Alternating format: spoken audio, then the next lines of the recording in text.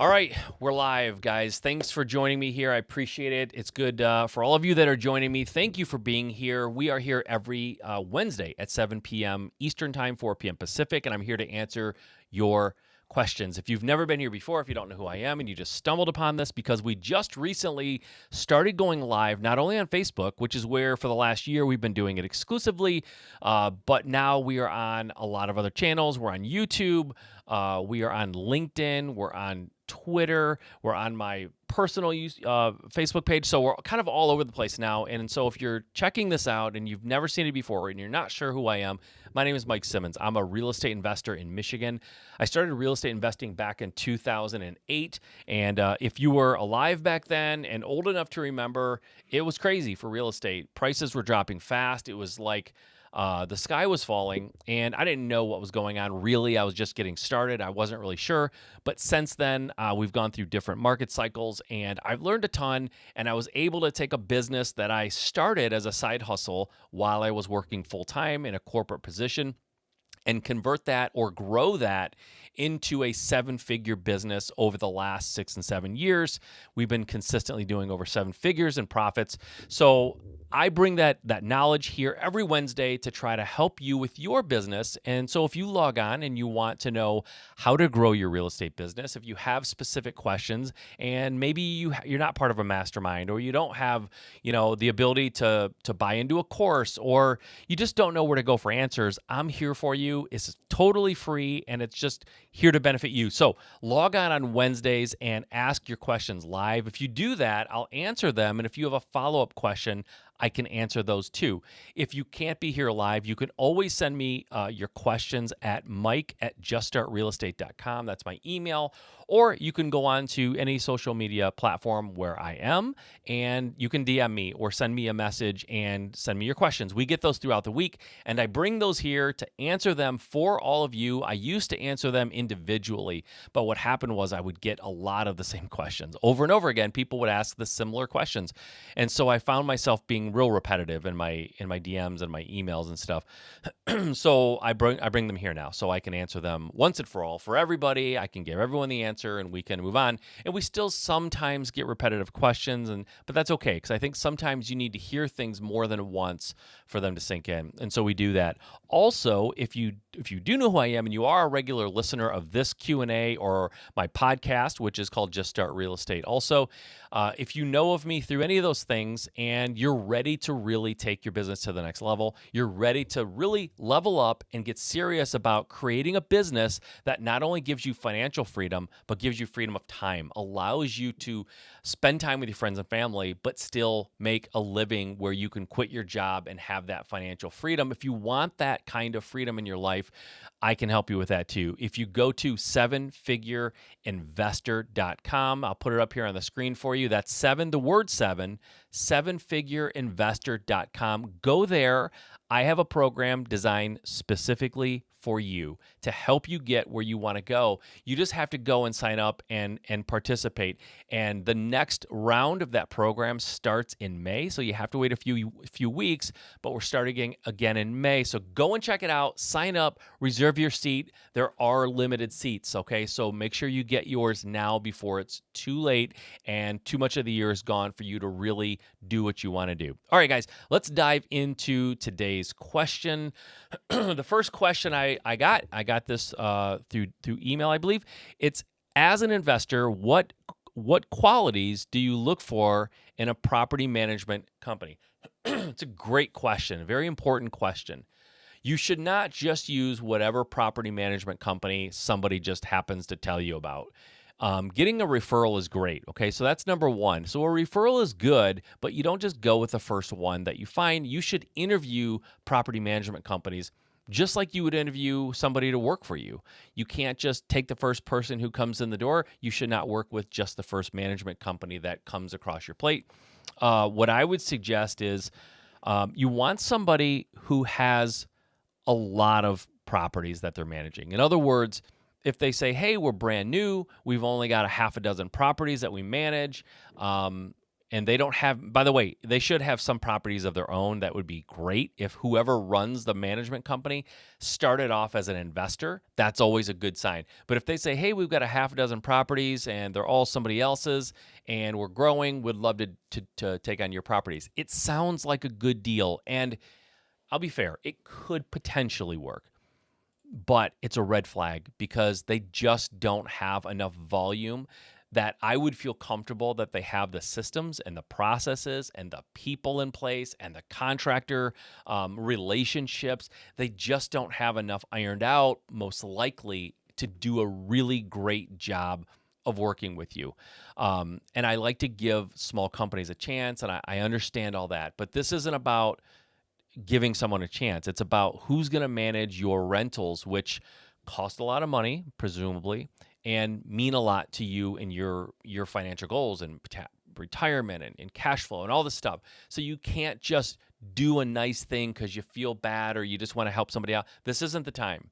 You can do charity. You can help people out. You can donate. You can donate your time. You can work at a soup kitchen. This is not that. This is business, and you have to make sure that your property and your business is being taken care of really, really well. And so I would say, number one, I would prefer that they have at least 20 to 30 properties, at least 20 to 30 under management. I would really feel a lot better if they had more than 50 under management. I would also feel really, really happy if they had, if some of the properties that belong to the people running the management company or the person who started the management company. Like if I heard, hey, we've got 50 properties under management, 20 of them belong to our owner, and he started this because he was doing such a great job managing his own properties. He wanted to expand and kind of grow this part of his business. That's great because they know what it takes to run a proper management company, and they understand what rentals need. So that's a couple of things that I would be interested in. Other things that I would be interested in is what kind of contracts or obligations. I've heard of a company recently, a friend of mine was looking for a property management company in my area, and they said one company that they were looking at wanted them to sign a 2-year commitment. Like they had to work with them for 2 years, which is, to me, a humongous red flag, just a huge red flag, because their fees were not below industry standard. They were normal fee. Like they weren't charging less. The only time I could see a 2-year commitment that you might even think about it, and I still wouldn't do it, but where you might think about it is if their pricing structure was really, really low. And then the only way that they can do that and maybe not go out of business is to get a long-term commitment. I see why a management company might want to do that, but I don't think I would do that as the investor, as you, right? So 2-year commitment, 1-year commitment, that's garbage. If they made you commit for like 3 months, I could see that only because when they bring you on, there's a certain amount of onboarding costs that they're going to incur. If they're marketing your property because it's vacant and they have to get it rented, that takes money and time and resources. So in a way I could get it that they don't want you to leave them. You know, they don't want you to find somebody and then have you bolt right away because they're kind of in a negative probably. So like maybe a 2 or 3 month commitment is fine, but a long-term commitment, we don't want that. I know some companies charge a percentage of the total money that comes in from the rent. That's fine. That's the way it's traditionally done. Some companies will charge a flat fee. When I had rentals, and I just sold mine all last year, but when I had rentals, the company that I was working with charged a flat fee, which I kind of liked because if my rents got above like the median rent price in my area, then I was sort of like making out. I was doing better because they were only charging me a set amount. So I'll give you real numbers. In my market, my rental company or my management company was charging me $90 a month. So normally, traditionally, a rental management company will charge 10% of your rent, okay? And so in this case, if my rents were $900, if that's what I was charging as a rent, then my rental company was right about the average price that you would normally get charged for a $900 rent house. But if I had a rental where I was charging $1,200, which I did, I was kind of doing really, really well because they were still only charging me $90. Now, if I had a rental where I was charging $600, then 90 was a little bit high. So it was kind of like you have to look at your portfolio and see, are my rents On average, 900 or more. If so, it makes sense. If not, it doesn't make sense. So having that fixed cost structure could be really, really good. The one thing, though, I would have to say is when you do start working with a management company, you have to watch really, really, really closely that they're doing a great job with repairs, because one of a couple of things tends to happen. Either they don't get on the repairs in a timely manner, which sort of makes you a slumlord. If they're not getting work done and it's your house, then you sort of look bad. Or maybe they do get on it right away, but they're not great at getting you really good cost. They're not working with contractors that are used to doing rental work and working for investors. They're hiring like retail contractors that normally only go into like a homeowner's house, and they only have this relationship with them for this one job, and so their prices end up being really, really high. You don't want that kind of a contractor working on your rentals. You need someone who can get in there, get the work done, and get out and give you a really, really great price, because they're not spending lots of time there, and they're working on volume more than they're working on anything else. And that's the other reason why you want your rental company to have more rentals in their portfolio that they're managing, because the more rentals they have, it's most likely they're going to have a better relationship with contractors, because like I said, a contractor will charge less and they'll do work a lot cheaper if they're getting a lot of work coming in and they know they're guaranteed to get a ton of work.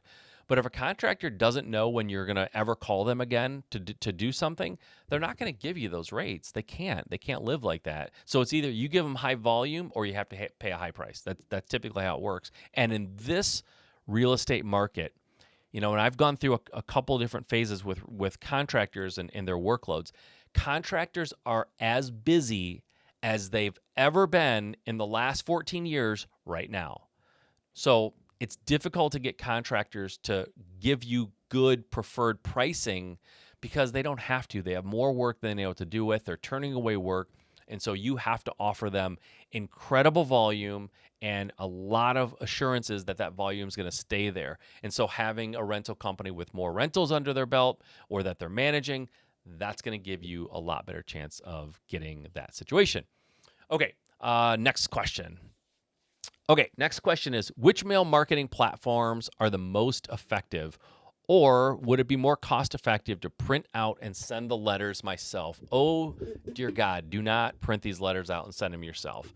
The only way I've ever seen that done where maybe it makes sense is when you're starting out and you're doing a really, really niche kind of a list, like a real specific list that's hyper-focused, and there's only, 40 or 50 letters that are going to go out. That's when it could make sense, but at that point, my argument to you would be, what are you doing sending out 40? Like 40 letters is next to nothing. That's not going to probably move the needle unless your list is so awesome and incredible that 40 letters will get you a deal or two or whatever, right?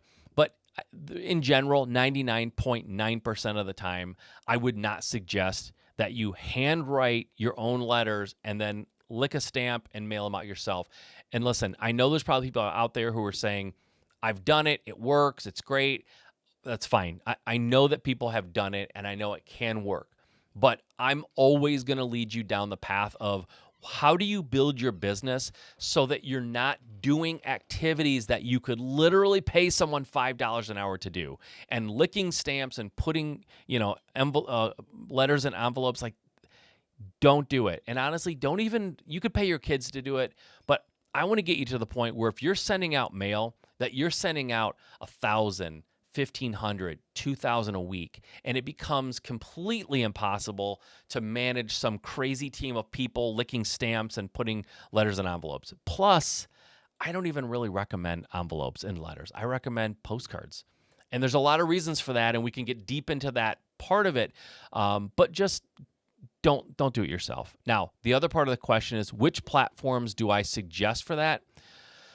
They're not platforms, they're companies, but I've used a few different, and I know there's a million people out there that will mail your stuff for you. I use a company called Evergreen Printing. I know the owner of it. I've used them for years. I've sent out millions of postcards through them. They've printed and mailed millions of things for me, and I trust them.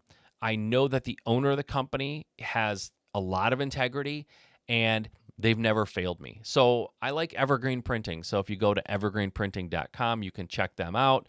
The guy who owns the company, his name is Joe. You can ask for him by name and tell him I sent you. It doesn't get me anything. Don't get any sort of, I don't get paid for that. I think it's just nice to know that, let people know that you're referring them and you're kind of helping them whenever you can. And that's all I'm doing because they're really, really good and I believe in them. And I believe sending people to them is their work is going to be done well and they'll be in good hands. So don't do it yourself. And Evergreen Printing's great, but there are other companies out there that will print and send your mail. It's not a rare thing. It's super, super common. It's easy to find somebody that'll do it. I've used other people. I didn't like other people as much. I think Evergreen's great. So give them a try if you haven't ever used them. Okay, let's jump into the next question. Next question is, I am looking to buy a home to flip in Michigan. That's where I'm at, Michigan. So I'm a contractor and I can do a lot of the work myself. Can I approach a homeowner of a house up for auction, gain their trust, and work out a deal with them directly? Yeah, so you asked me a question, and I'm going to answer it. It's an easy answer. The question you didn't ask me is sort of in the question itself, and I don't think this is what you want me to answer, but I'm going to give you a 2-for-1 here. So the answer to your actual question is, can you approach a homeowner, gain their trust, and work out a deal with them directly? It really depends. If it's gone to auction, that could mean that it's already out of their hands, and most likely is if they've gone to auction. Somebody else probably owns that, and they probably, in Michigan, you do have a 6-month redemption period where, yes, you can go in, because here's what will happen. Somebody will buy it at auction. The owner has a 6-month redemption period. And what you can do is go to the owner of the home and you can negotiate to buy their redemption period or buy the rights to their redemption period and then sort of snatch the deal out from underneath the investor who bought it at auction. People do it. It's a little, it's not, maybe it's a little unethical. Like there's some gray area there in terms of whether or not you're doing the right thing. You can do it and the seller can give you this right, but you're kind of making a living sort of trying to undermine another investor. I don't love it personally. It can be done. I say go to auction and just win the properties there, but you can go directly to them and work that out. The question you should have been asking, or the thing that I would want to caution you about, is you said that you're a contractor and can do a lot of the work yourself. Now, if you plan on doing no more than 2 houses this year, and the money that it costs for you to buy the house is your own, or maybe somebody who's not going to charge you every month that you're holding it, then maybe doing the work yourself makes sense. If you're trying to build a business where you're doing 10, 15, 20 or more houses a year and you're going to do the work yourself, I believe you're going to probably not be successful, okay? And that's a real nice way of saying you're going to fail, because the worst thing that you can do as a contractor is get sucked into doing the work yourself. It's tempting. You know how to do it. You know what the quality needs to be. Like, you're going to save money on the labor for sure because you're doing a lot of it. But a lot of times what you save on labor, you're going to pay out with the extra time that it takes you to do it. And you might say, no, I'll do it fast. I can really do it fast.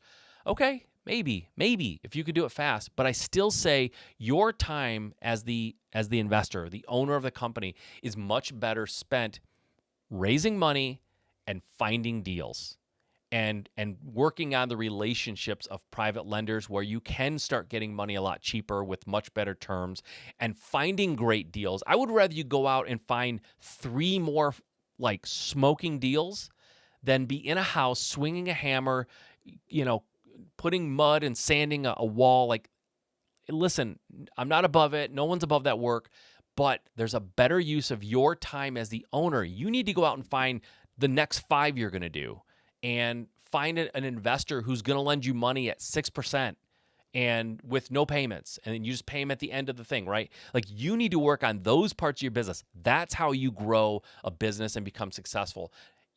I don't know anybody, contractor or not, who has built a thriving, successful, profitable real estate business and they do all the work themselves. It just doesn't exist. So don't try to be the first person to ever accomplish this. It doesn't exist because at some point, contractors who go down that road, they realize they would be much better off finding deals and creating relationships with investors that will loan them money very, very cheaply and paying someone to do the work and then managing that work. That's a much better use of your time. But you can go directly to the homeowner, gain their trust, steal the deal from the other investor. It can be done.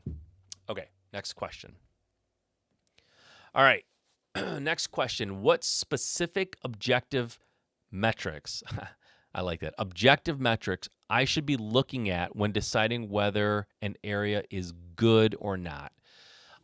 There's a couple of things, and it really depends on when you say good. I don't know if you're a house flipper, if you're a landlord, if you are going to wholesale, but in general, what makes, and I'll split this up between like house flippers and landlords because it's slightly different. For a house flipper, you want to look at the population of the area. I guess that's for a landlord too. You want the population. To me, I think the number is right around 250,000. You want there to be in your market, you should want there to be 250,000 households or more. When you get below 250 or below 200 and start getting less than that, it becomes a little more challenging to not only find deals, but the buyer pool is a lot smaller. And so everything becomes a little bit more scarce. It's like saying, do you hunt where there's 10 deer or do you want to hunt where there's 1,000 deer? Now, where there's 1,000 deer, there's going to be more hunters, right? I get it. That's competition. That's what you're going to find if you go to market. So you need to figure out when you're looking at markets, how do you kind of straddle the line between small enough that it's not overly competitive, but still big enough where there's plenty of deals to be had and plenty of buyers and the buyer market is strong and you're in a very strong, maybe appreciating or at least in an area where house prices are holding their value. That's where you want to be. In my opinion, when I look at markets, and if I were going to go into a new market right now, what I would be looking for is a tertiary market, a secondary market. I would not go into San Diego, California. I would go into markets an hour, hour and a half, 2 hours outside of that, where the competition is so much less, but it's still kind of close enough to the big market where people can get there easily and people still want to live. There's a lot of people now, because of COVID and working remotely, they know they don't have to live in the city anymore, right? In whatever city you're living in or whatever state, they don't have to live in the city anymore because they're working remotely. They're working at home anyway. And so there's this big move to kind of get out to the suburbs or get out to the country because people can do that now. And they don't want to be like in close proximity and all these things that cropped up because of COVID. So in these tertiary markets, in these secondary markets now, the buyer's market and the market for houses is really, really strong. And the competition hasn't caught up. Like investors aren't moving out at the same pace in my opinion and what I've seen. So if I were you, I would look for a secondary market for sure. But you want there to be a lot of buyer activity if you're flipping houses. You can't buy houses in a market where buyers aren't. So you want to be where they are. So you're going to go on tools like ListSource to try to look for the number of houses that are being sold in the market that you're in. If you're a landlord, you really want to look for the rates. What are the rates doing? If rates for, like landlord rates or rental rates, there's the word I'm looking for. If the rent rates are staying steady or going up, there's a lot of demand because supply and demand will dictate rent rates. If the rent rates are going down or they're lower than they were a year ago, either the supply is too high or nobody wants to rent there. And that's not good if you're a landlord. So you want to look at the rent rates and make sure that they're holding steady over time, not holding steady since last month. That doesn't mean anything. We're not looking at data points within a couple of weeks of each other. We're looking at years. So you want to go back 2 or 3 years. What were the rent rates? Look at what they are now. Are they the same or higher? Great. We have a real strong rental market. And also when it comes to rents, you need to look at not only the rent rates, but what are the costs of homes? Because if you're buying a house for the most part, right? There's exceptions and I'll explain it. But for the most part, when you're looking at rentals, you should be able to achieve the 1% rule. And if you don't know what the 1% rule is, the 1% rule says that whatever you pay for a house to buy it, plus adding in whatever it costs to renovate it, you should be charging at least 1% of that amount as a rent in order for it to meet the 1% rule. And so, for example, you buy a house for $80,000, you put 20% into it or $20,000 into it, you should be renting that house for $1,000, and that will achieve the 1% rule. And that's, to me, that's a minimum. That's the minimum you want to be charging is 1% of the total all-in cost. In some parts of the country, you can fairly easily achieve the 2% rule, which says the same thing as a 1%. It's just 2%. So for that same scenario, bought it for 80, put 20,000 into it. We rent it for $2,000. That's a 2% rule, and that's great. 2% is awesome if you can get it. So that's what I would look for if I was a landlord. That's what would be important to me. But again, when it comes to flipping and renovating houses and leasing them out or renting them out, you have to look at the activity and the relative health of whatever it is you're trying to do. If you're a house flipper, what are the buyers like? Like, what's happening with the buyer's market? Are houses on the market for 90 days, 120 days, 180 days? That's not great. That's not a great market. It's going to be difficult to flip houses and really make a ton of money because people aren't buying and their houses are sitting around stagnant. Are houses on the market for an average of 3 days, 5 days? That's awesome, right? Now, you buy something, renovate it, stick it up there, bam, it's going to go. That's what you want, okay? So those are some of the things you want to look for as a landlord and as a house flipper. Okay, guys, that's all the questions I have for today. We're right about the 30-minute mark. That's great. I hope you enjoy this. If you're watching it on replay, definitely tune in next week on Wednesday at 7 p.m. Eastern, 4 p.m. Pacific, or you can send me questions if you want, and we can handle it that way, and I'll get them on here, and I'll answer them for you. Again, if you want me to help you in your business, and I don't mean help you just on these Q&As, but you really want me to dig in and help you build your business and show you what it takes to build a business that can produce 7-figure profits every single year, just like I did. Go to 7figureinvestor.com. That's 7-figure, the word 7, 7figureinvestor.com. Go and check it out. I want you in that program. I want to see you in there. I want to help you guys. Until next week, go out there and make it happen.